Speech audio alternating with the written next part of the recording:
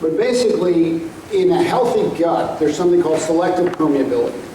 You want to bring in what's good, but not bring in what you don't want to absorb. You don't want to bring in toxins that the body has created that's trying to excrete. You don't want to bring in bacteria and funguses and viruses. You don't want to bring in metabolic wastes, just the byproducts of your digestion you just want out. So it's a big trick, you know, it's a big trick. It's a big trick to absorb the good and leave out the bad. Excuse me. Yeah. In the process as we descend whatever we intake, as it goes through the process of separating the clear from the turbid all the way down, wouldn't that process handle this situation? Yeah, it's a good question. The question is in TCM when we talk about separating the clear from the turbid.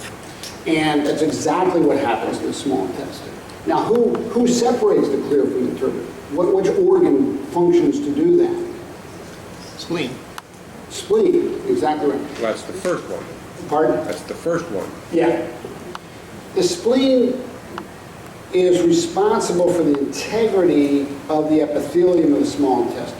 When we talk about the spleen function, it's the whole digestive tract. Spleen and stomach is the whole digestive tract from the mouth to the anus. Okay? Energetically, stomach channel energy is moving down, spleen channel energy is moving up. The integrity of that movement keeps this going. Once that epithelium has been damaged and we removed the inflammation, the key to rebuilding the wall is spleen sheet tonics. Okay. Now, when we measure on labs, there's a lab for a digestive enzyme that's very important because it gives us a number of how strong spleen sheet function is. Everybody with leaky gut has very diminished spleen sheet function. Every single person. So the scenario you see in leaky gut is, and it's all against the backdrop, you have spleen sheet deficiency, you have liver qi stagnation. As a given, you may also have damp heat, you may also have stagnation of stomach qi, you may or may not have. You may also have a whole bunch of background patterns involving stomach, spleen, and liver in the main. Okay? And later on, kidney.